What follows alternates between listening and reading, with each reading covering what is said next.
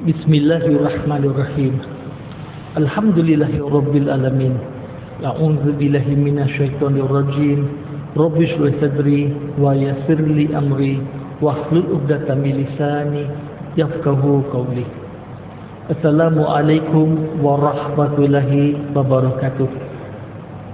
Alhamdulillah, syukur alhamdulillah, dengan izin Allah Subhanahu wa taala dapatlah kita bersama-sama pada malam ini, alhamdulillah.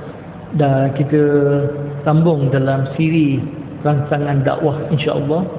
Dan pada dalam bulan lepas alhamdulillah kita dapat menjawab 3 persoalan yang biasa ditanya. Yang pertama sekali, kalau Tuhan ada, kenapa kita tak nampak Tuhan? So kita dah jawab soalan itu. Soalan kedua, Islam ni agama susah. Itulah tanggapan yang terdapat khususnya di kalangan orang-orang bukan beragama Islam, dan juga segelintir daripada orang Islam pun merasakan Islam ni agama susah.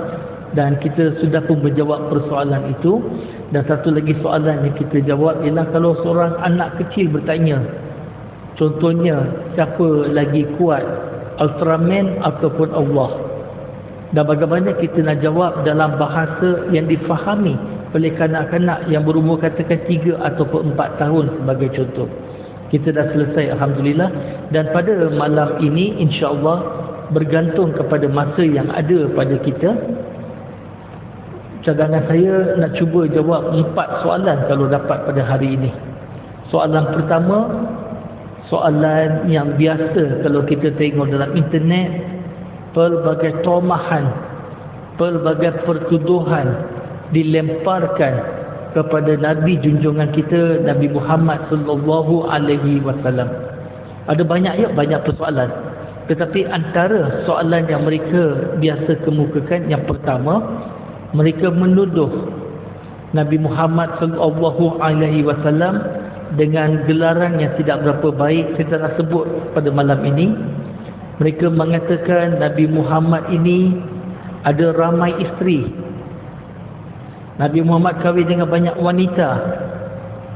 Dan kalau istilah-istilah yang digunakan dalam internet sangat-sangat kesat sebenarnya. Sangat-sangat kesat, saya tidak gunakan pada malam ini. Jadi mereka kata, kenapa Nabi Muhammad itu banyak isteri? Adakah dia ini kuat nafsu dan sebagainya? Itu antara persoalan yang ditanya. Itu soalan pertama. Jadi bagaimana kita nak jawab kepada seseorang yang bukan beragama Islam, memberikan satu jawapan yang insya-Allah bila mereka berfikir balik dengan jawapan kita, mereka boleh terima dan mereka berpuas hati insya-Allah. Itu kita target. Soalan kedua, ini adalah soalan yang selalu tuan-tuan dan biasa lalui pun, di mana mereka menuduh Nabi Muhammad sallallahu alaihi wasallam, naudzubillah, mereka mengatakan Nabi Muhammad adalah seorang pedofil. Tuan-tuan dan puan-puan faham ya maksud pedofil? Mereka merujukkan kepada perkahwinan Nabi Muhammad sallallahu alaihi wasallam, perkahwinan Nabi Muhammad dengan Aisyah radhiyallahu anha, di mana Nabi Muhammad pada waktu itu berumur 50 tahun ke atas, berkahwin dengan Aisyah umur 6 tahun, tinggal bersama-sama sebagai suami isteri semasa Aisyah berumur 9 tahun. Ini terdapat dalam Sahih Bukhari sebagai contoh. Jadi mereka kata, kenapa kau punya Nabi boleh berkahwin dengan kanak-kanak? Jadi bagaimana kita nak memberikan jawapan yang insya-Allah sekali lagi memuaskan non-Muslim? Kalau nak jawab kepada orang Islam lebih mudah. Kita kata Al-Quran, kita bagi dalil hadis, insya-Allah kalau orang Islam yang beriman, mereka terima saja. Tetapi jawapan yang kita nak bagi kepada orang yang bukan beragama Islam, di mana Al-Quran dan hadis tidak menjadi sumber rujukan bagi panduan hidup mereka. Soalan ketiga yang biasa dilemparkan adalah mereka kata Nabi Muhammad itu pandai tak membaca dan menulis. Kita orang Islam kata Nabi Muhammad tak pandai membaca menulis sebab dia seorang ummi. Disebut dalam surah Al-Ankabut surah 29 ayat nombor 48 disebut ummi. Kemudian dia tanya balik, apakah wahyu yang pertama Nabi Muhammad terima? Kita jawab dalam surah Al-Alaq, surah 96, ayat yang pertama. Bermula dengan Iqra. Iqra bererti baca. Maka dia tanya balik, kalau Nabi Muhammad tak pandai membaca dan menulis, kenapa wahyu pertama Tuhan suruh dia baca? Tuhan tak tahu ke yang Nabi Muhammad itu tak pandai membaca? Jadi bagaimana kita nak jawab soalan itu?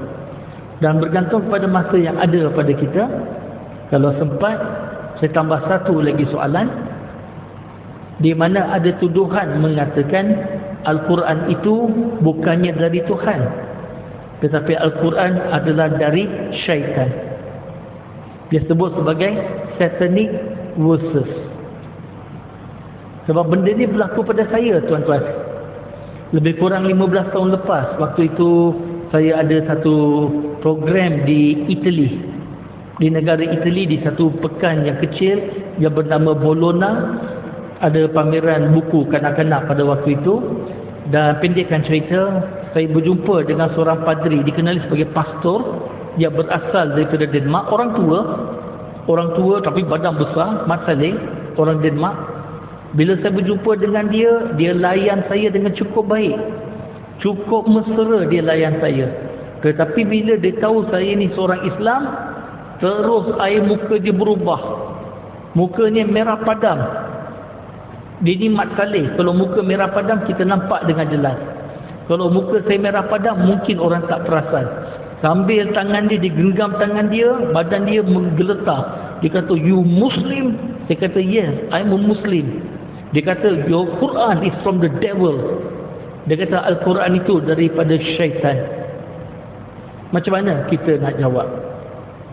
Ini adalah 4 soalan yang kita cuba jawab pada malam ini, insya-Allah. Soalan yang pertama, kenapa Nabi Muhammad itu ramai isteri? Dia kuat nafsu ke apa? Macam mana? Maka kita jawab balik, jangan terus kita kata no, tidak. Kalau kita kata no, tidak, dia tengok orang ini tak berapa objektif, dia tak nak dengar lagi cakap kita. So kalau saya akan jawab balik, soalan yang awak tanya ni bagus soalan awak. Kita puji dia dulu. Bila kita hargai soalan dia, dia akan rasa senang hati. Dan kemudian kalau kita nak bercakap pun, dia akan dengar dengan lebih teliti lagi, dengan lebih prihatin. Kita cakap balik, soalan yang awak tanya ni soalannya bagus sebenarnya. Mari kita lihat, betul ke apa yang awak cakap ni? Nabi Muhammad begitu. Mari kita lihat kepribadian Nabi Muhammad. Yang pertama sekali, Nabi Muhammad SAW berkahwin, yang mula-mula dulu ya, berkahwin dengan Khadijah. Kalau kita lihat pada riwayat yang popular dan sebagainya, pada waktu itu Nabi Muhammad berumur 25 tahun dan berkahwin dengan Khadijah yang berumur 40 tahun dan sudah pun menjadi janda. Jadi soalan yang saya akan tanya dia balik, seseorang yang gila seks sebagai contoh, yang kuat nafsu, adakah dia mahu kahwin dengan wanita yang anak dara ataupun janda? Jawapan yang biasa kita dapat, anak dara. Adakah dia nak kahwin dengan wanita yang lebih muda ataupun yang lebih tua? Jawapannya dia akan kata wanita yang lebih muda. Tetapi Nabi Muhammad SAW berkahwin dengan Khadijah yang sudah umur 40 tahun, sudah pun janda, dan itu tidak mencerminkan tuduhan yang anda sebut tadi. Kemudian perkara nombor 2, Nabi Muhammad berkahwin dengan Khadijah selama 25 tahun. 25 tahun perkahwinan itu berlangsung sehinggalah Khadijah wafat, meninggal dunia. Dalam 25 tahun Nabi Muhammad berkahwin dengan Khadijah, Nabi tak kahwin lain, tak ada tambah isteri. Dan pada zaman itu, dia tak sama dengan sekarang. Pada zaman itu, poligami perkara biasa. Lelaki berkahwin ramai itu perkara biasa pada zaman itu. Jadi saya akan tanya dia balik, seseorang yang kuat nafsu sebagai contoh, cukup ke ada seorang isteri ataupun dia nak banyak isteri? Dia akan jawab, tentulah nak banyak isteri. Tetapi Nabi Muhammad SAW 25 tahun tak tambah isteri lagi. Hanya seorang saja Khadijah. Jadi adakah itu menunjukkan ciri-ciri seperti yang anda sebut tadi? Jawapannya tidak. Perkara ketiga, setelah Khadijah wafat, masa tu umur Nabi Muhammad adalah 50 tahun. Untuk beberapa tahun Nabi Muhammad tidak berkahwin. Tak berkahwin langsung. Adakah seseorang yang kuat nafsu boleh bertahan tanpa berkahwin? Jawapannya tidak. So sekali lagi, apa yang awak tuduh tadi tak betul. Nombor 4. Dan kemudian barulah Nabi SAW berkahwin dengan isteri-isteri yang lain. Dan kalau kita lihat perkahwinan dengan isteri-isteri yang lain, ada asbab-asbabnya. Tentang asbab-asbab saya tak sebut pada malam ini. Sebab itu kita sedia maklum. Ada antara perkahwinan itu sebagai contoh adalah untuk menjaga kebajikan seseorang yang telah gugur dalam badu kepada lelaki yang telah gugur dalam peperangan sebagai contoh. Antaranya adalah untuk membebaskan tahanan penjara sebagai contoh. Antaranya adalah untuk mengeratkan lagi hubungan persahabatan kepada hubungan kekeluargaan. Antaranya untuk menunjukkan hukum dalam agama Islam dan sebagainya. So ada pelbagai asbab-asbab yang kita boleh lihat dengan perkahwinan-perkahwinan Nabi SAW dengan isteri-isteri yang lain, insya-Allah. Dan daripada semua isteri-isteri baginda, okey, semuanya adalah berumur 36 tahun ke atas kecuali 2. Dan kebanyakan isteri-isteri Nabi SAW adalah janda sebenarnya. Majoritinya adalah janda. Jadi sekarang soalan yang kita tanya dia balik, Nabi berkahwin ramai semasa Nabi sudah umur 50 tahun ke atas. Bukan sebelum itu. Sudah 50 tahun ke atas. Seorang lelaki, dia kuat nafsu masa muda ataupun masa dah tua? Jawapannya ialah masa dia muda. Tapi perkahwinan-perkahwinan ini berlaku umur 50 tahun ke atas. So itu tidak menunjukkan ciri-ciri yang anda cakap tadi.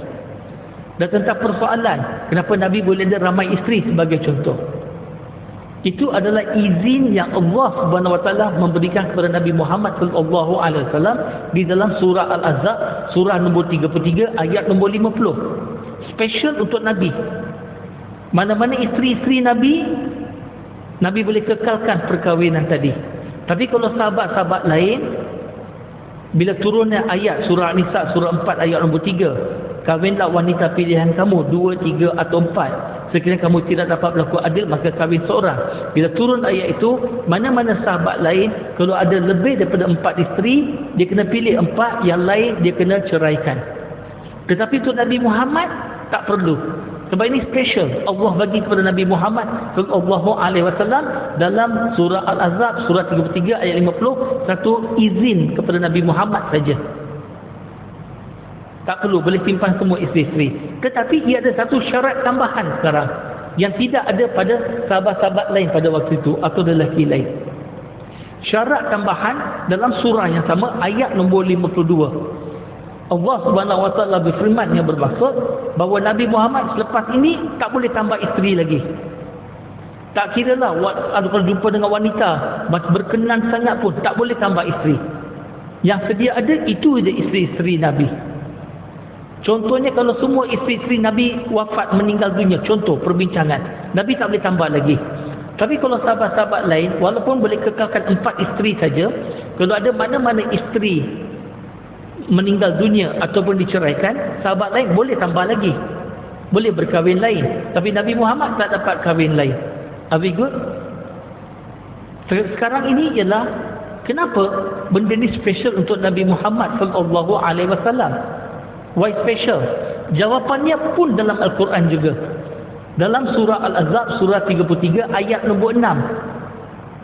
Isteri-isteri Nabi Muhammad sallallahu alaihi wasallam disebut sebagai ummul mukminin.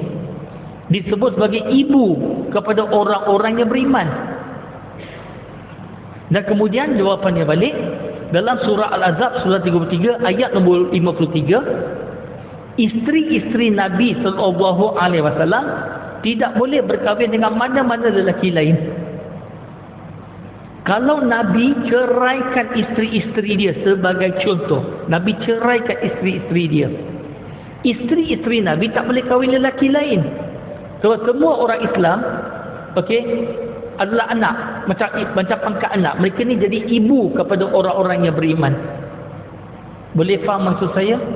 Dan katakan untuk perbincangan, katakan kalau Nabi ceraikan isteri-isteri dia, boleh ke isteri-isteri dia jumpa lelaki lain yang lebih baik ataupun setanding dengan Nabi Muhammad sallallahu alaihi wasallam? Jawapannya tidak. Dan itulah special arrangement yang terdapat untuk Nabi Muhammad sallallahu alaihi wasallam. Dan saya buat kesimpulan untuk soalan ini. Walaupun Nabi Muhammad sallallahu alaihi wasallam ada ramai isteri, pernahkah mana-mana isteri kata, menyesal aku kahwin dengan kau? Komplain tentang Nabi Muhammad sallallahu alaihi wasallam. Ada tak? Berbanding dengan kita hari ini, kita tak perlu ada ramai isteri pun. Yang ada seorang isteri saja, walaupun ada seorang isteri saja, berapa ramai lelaki hari ini boleh mengaku, isteri aku tak pernah komplain pasal aku. Berapa ramai? Janganlah baru kahwin minggu lepas, yang dah kahwin bertahun-tahun. Tak payah poligami pun tak payah. Yang ada seorang isteri saja, berapa ramai lelaki boleh kata isteri aku tak pernah komplain tentang aku. Jadi bila isteri-isteri Nabi SAW tidak ada masalah dengan perkahwinan poligami tadi, then what's your problem? Yang empunya badan tak ada masalah, so apa masalah kamu? Are we good kah? Clear? Jelas ya? Jadi tuduhan itu adalah tidak benar. Kita ambil soalan nombor 2. Soalan nombor 2, kenapa Nabi kahwin dengan seorang kanak-kanak? Itu tuduhan mereka. Merujuk kepada Aisyah, kahwin umur 6 tahun, tinggal bersama-sama semasa umur 9 tahun. Sekarang saya berikan jawapan terus, kita jimat masa. Jawapannya adalah begini. Dalam agama Islam, dia tak sama, istilahnya tak sama dengan bahasa Melayu ataupun bahasa Inggeris. Kalau dalam bahasa Melayu, kita ada istilah bayi, kanak-kanak, remaja, belia, dewasa, separuh umur, warga emas. Kita ada istilah-istilah ini. Dalam bahasa Inggeris pun serupa. Dia ada istilah infant, baby, children, teenagers, young adults, golden age, gone. So dia ada istilah-istilah dia. Tapi dalam Islam ada 2 istilah saja, 2 je. Kanak-kanak, dan kalau sudah akil balik, dia dewasa. Selagi belum akil balik, dia kanak-kanak. Bila capai umur akil balik. Apa arti akil? Matured. Apa arti balik? Puberty. Bila capai umur puberty with maturity, dia kena matured. Puberty with maturity, dia bukan lagi kanak-kanak, sudah jadi dewasa. Semasa Nabi kahwin dengan Aisyah umur 6 tahun, kanak-kanak lagi, betul, tapi tak tinggal sama-sama. Semasa Aisyah sudah mencapai umur dewasa, puberty with maturity, Aisyah pada waktu itu sudah dewasa. Baru Nabi tinggal bersama-sama dengan Aisyah sebagai seorang dewasa, wanita dewasa, bukan kanak-kanak. Tapi kalau kita jawab begini dengan non-Muslim, dia akan jawab balik, betul, awak kata tu puberty with maturity, tapi 9 tahun. Tapi 9 tahun, 9 years old. So jawapan kita ialah, ya betul, 9 years old, tapi kena ingat, seorang wanita umur 9 tahun di zaman Nabi tidak sama dengan kanak-kanak umur 9 tahun hari ini. It's not the same. Seorang kanak-kanak 9 tahun hari ini tak sama dengan seorang wanita yang berumur 9 tahun di zaman Nabi. Dan insya-Allah kita boleh buktikan pada malam ini. Nak bukti ke? Nak bukti? Okey, saya tanya soalan kepada tuan-tuan dan puan-puan. Berapakah umur nenek anda atau moyang perempuan anda masa mereka berkahwin dulu? How old was your grandmother or your great-grandmother or someone that you know? How old were they when they got married during their time? Okey, saya nak yang paling muda yang anda tahu, yang paling muda. 16, kita ada 16. Ada tak yang kurang daripada 16? Berapa? 9. 9. Saya dengar betul ya? 9? Okey, so kita dah dapat jawapan. Ada lagi nak jawab? Ya, berapa puan? 11 tahun. Okey, di zaman nenek dulu, kahwin umur 9 tahun, 10 tahun, 11 tahun, 12 tahun, perkara biasa. Setuju? Agree? Tapi nenek kita umur 9 tahun, 10 tahun, 11 tahun, 12 tahun, dah matang, dewasa. Mereka boleh mengurus satu rumah tangga. Mereka boleh masak untuk satu keluarga. Mereka boleh pergi ke sungai untuk ambil air. Mereka boleh bekerja di sawah. Tak ada masalah. Mereka memang dah mature. Tapi hari ini, seorang perempuan umur 16 tahun belum tentu mature. Lelaki pun sama. Kita bukan gender bias. Kalau zaman datuk kita dulu, umur 15 tahun dah menyara keluarga, dah mature. Hari ini umur 16 tahun, 18 tahun, mungkin masih dengan video game lagi. Saya tak gender bias ya. Clear? Okey, hari ini berapa purata umur seorang wanita bila berkahwin? Purata. Saya akan letak dalam 28-30. Saya akan letak begitu. Ada yang kahwin umur 22, 24, 26 ada. Tapi ada juga yang kahwin umur 30, 35, 40. Betul ke tak betul? So saya letak purata umur 28, 26 tahun. Itu purata dia. Setuju? Hari ini kalau ada seorang perempuan, okey tak apa. Kalau ada seorang perempuan umur 21 tahun, 21 year old,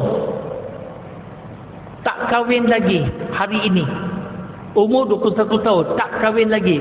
Normal ke tak normal hari ini? Hari ini. Normal kan?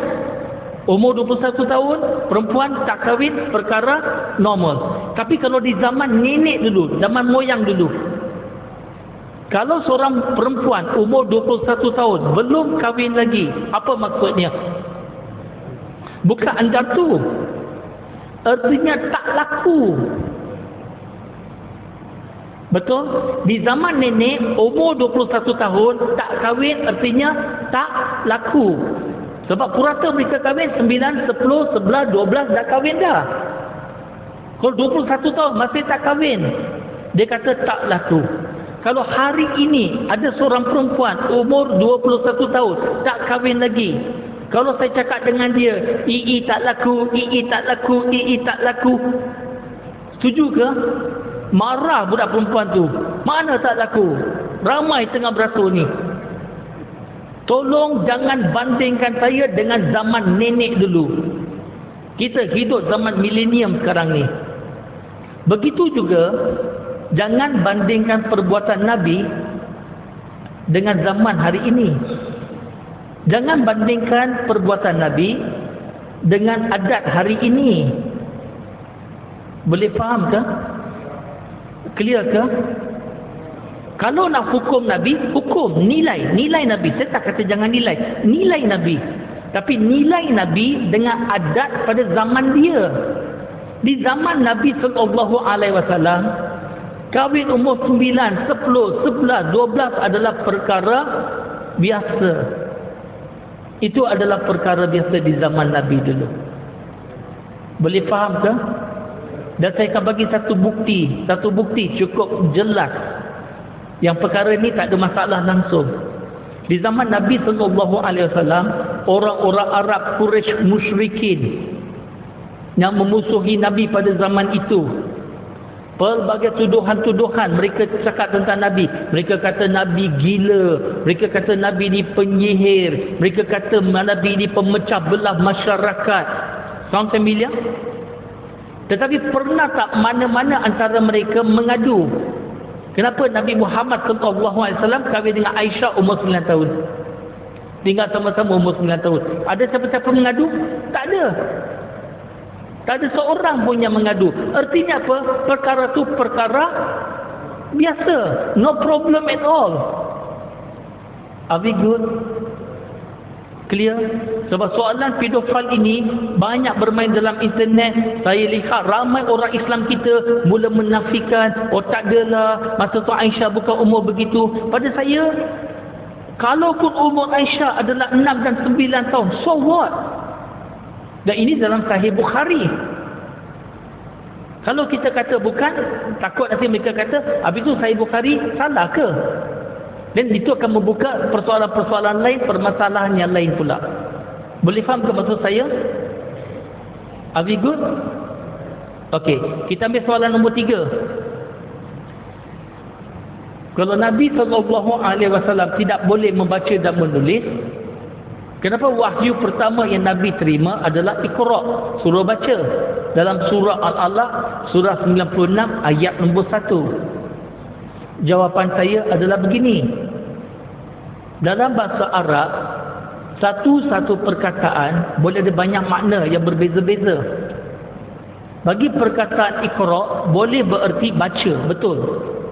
To read, baca. Boleh bererti itu. Tapi Iqra juga boleh bererti to recite, untuk ulang. Apa yang kita sebut, ulang balik.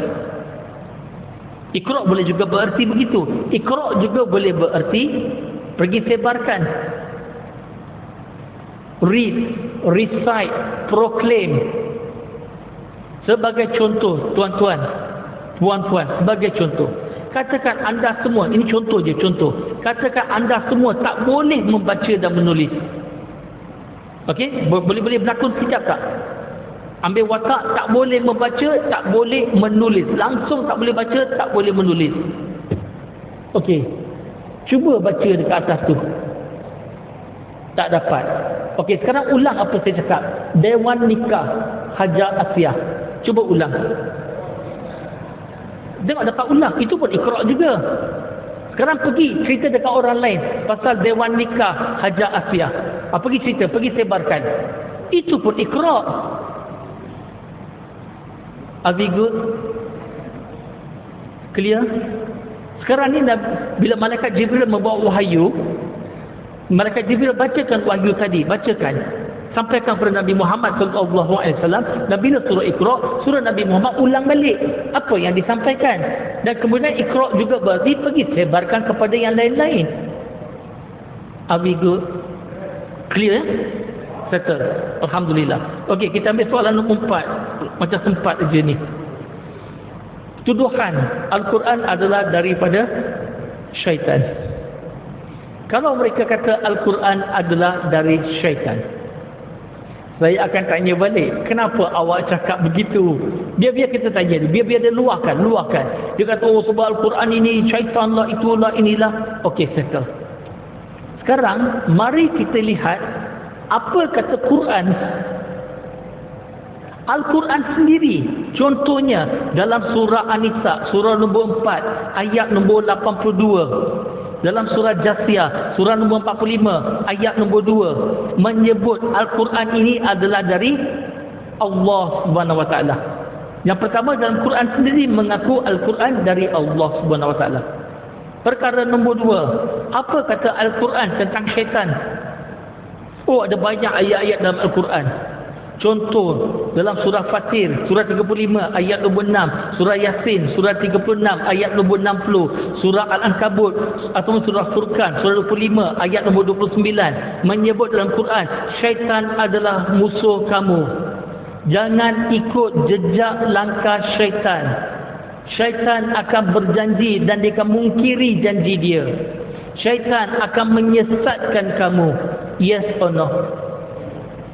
Kalau betul Al-Quran ini adalah daripada syaitan, Kenapa dalam Quran sendiri menyebut syaitan adalah musuh kita?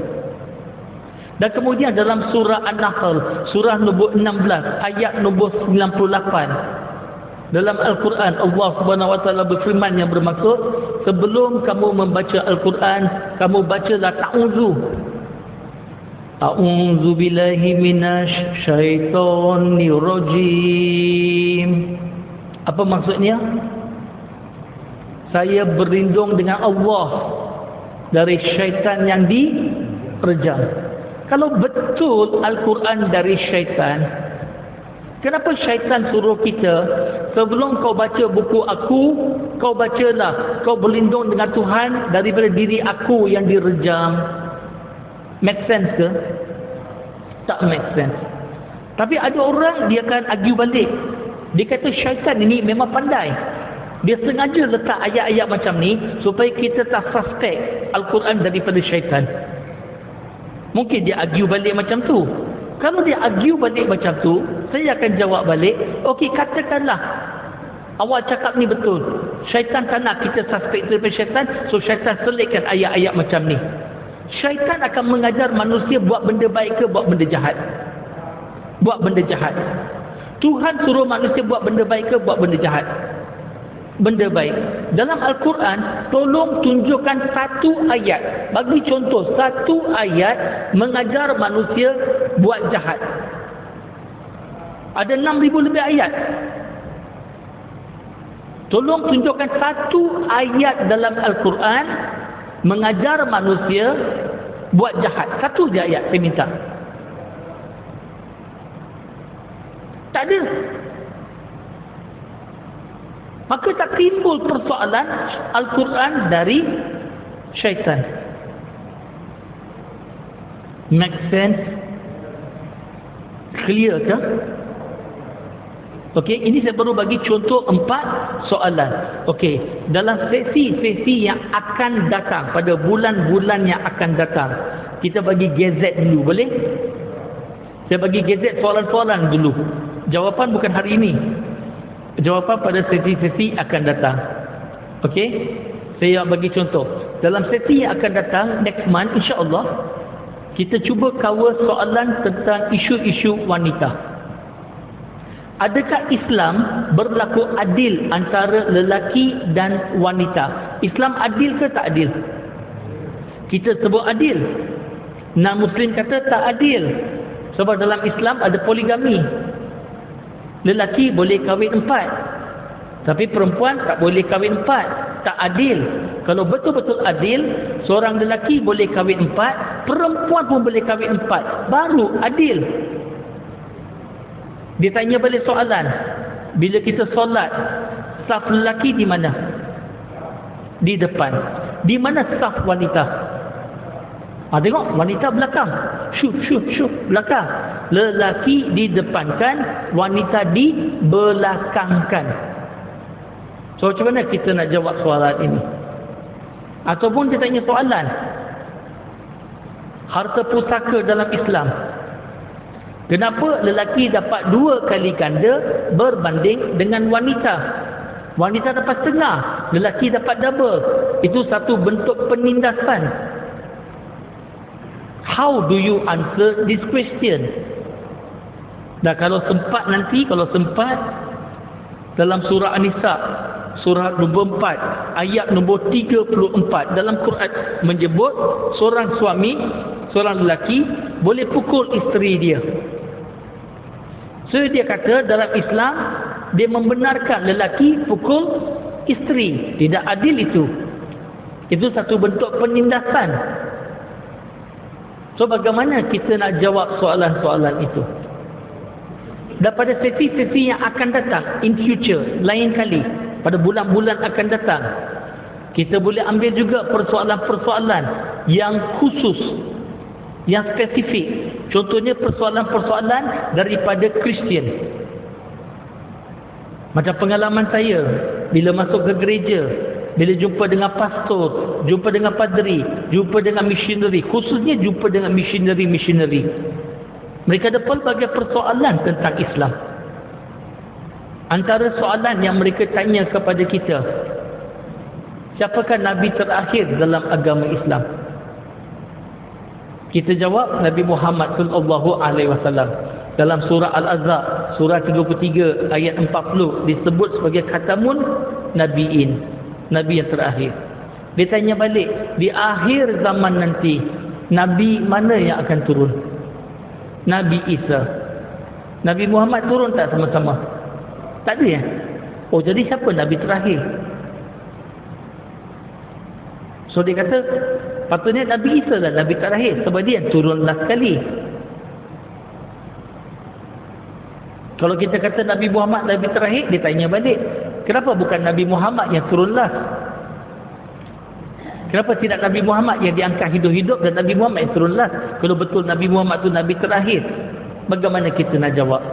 Sekali lagi, jawapan bukan ikut emosi, jawapan ikut rasional.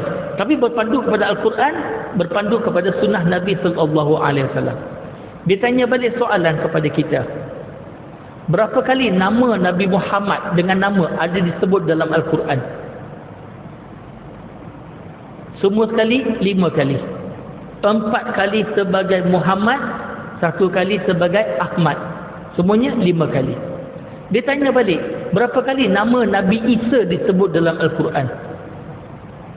Bila kita cek Al-Quran, nama Nabi Isa disebut dalam Al-Quran 25 kali. 25 times. So siapa lebih hebat? Bila sebut Nabi Isa serupa dengan Jesus Christ ya, bagi orang Kristian. Cuma dalam agama Islam kita tak percaya Nabi Isa anak Tuhan. Kita tak percaya Nabi Isa adalah Tuhan. Boleh faham ke? Clear? Okey. Saya masuk gereja. Ini kisah benar. Masuk gereja, present tentang Islam, sesi soal jawab, semua dah selesai, complete. Lepas itu ada fellowship. Fellowship artinya sambil kita minum kopi, makan biskut, kita sembang-sembang, bina hubungan. Tapi pada waktu tu tak sempat minum kopi, tak sempat makan biskut, tak sempat. Lepas saya tengok ada beberapa orang Kristian, saya rasa dalam 7-8 orang, dia kerumun keliling saya, bertubi-tubi tanya soalan. Dia tanya soalan, kita jawab. Tanya soalan, kita jawab. Masa tu memang tengah semangat tu. Kita jawab satu. Datang seorang lelaki Kristian berbangsa India. Dalam gereja ni, dia tanya saya, Brother Shah, as a Muslim, do you believe in Jesus? Itu Nabi Isa alaihissalam. So saya jawab balik, yes, as a Muslim, I believe in Jesus. Lepas tu dia tanya balik, Brother Shah, as a Muslim, do you believe Jesus was born without a human father? Adakah anda percaya yang Nabi Isa lahir tanpa ada bapa? Saya kata yes, as a Muslim I believe Jesus was born without a human father. Lepas tu dia semangat, dia kata, then Brother Shah, why don't you believe Jesus is the Son of God? Boleh faham? Dia tanya, Nabi Isa lahir tak ada bapa? Saya kata setuju. Dan dia kata, habis tu kenapa kau tak percaya Nabi Isa itu, dia tak sebut Nabi lah, dia sebut Isa, Jesus itu adalah anak Tuhan. Sebab dia tak ada bapa. Maka ayah kandungnya ialah Allah, dia Son of God. Macam mana kita nak jawab? Are we good? Okey, orang Kristian tanya dengan saya, dia kata, dalam Islam Tuhan ada berapa? Kita kata satu je, satu. Kalau Tuhan satu, kenapa dalam Al-Quran bila Allah merujuk dirinya kadang-kadang sebagai anak, itu aku, dan kadang-kadang sebagai nahnu. Nahnu artinya kami, we. Kalau we, kami, berarti lebih dari satu. Boleh faham ke? Okey, pernah orang Kristian cakap begini. Dia kata dalam Kristian dia percaya in the name of the Father, in the name of the Son, in the name of the Holy Spirit, but not three God, but one God. Itu Trinity. Dia kata dalam Quran pun ada Trinity. Sebab kita baca dalam Al-Quran, Bismillahirrahmanirrahim. In the name of Allah, in the name of Ar-Rahman, in the name of Ar-Rahim. Not three God, but one God. So bagaimana kita jawab? Okey, tuan-tuan, perasan tak? Dah habis masa dah. So ini TBC, to be continued, insya-Allah, pada bulan-bulan yang akan datang. Bagi tuan-tuan dan perempuan yang telah miss kuliah ini pada bulan-bulan yang lepas, jangan risau, tengok balik FB masjid, ada kuliah-kuliah yang lepas, insya-Allah. Jadi setakat ini saja, semua yang baik datang daripada Allah SWT. Dan saya sebagai seorang manusia ada banyak kekurangan dan kelemahan. Saya mohon ampun dengan Allah SWT atas kekurangan kesilapan saya. Harap tuan-tuan dan perempuan boleh maafkan saya anda tersilap atau menyinggung perasaan siapa-siapa, insya-Allah. Wa akhiru da'wan alhamdulillahirabbil alamin. Assalamualaikum warahmatullahi wabarakatuh. Terima kasih.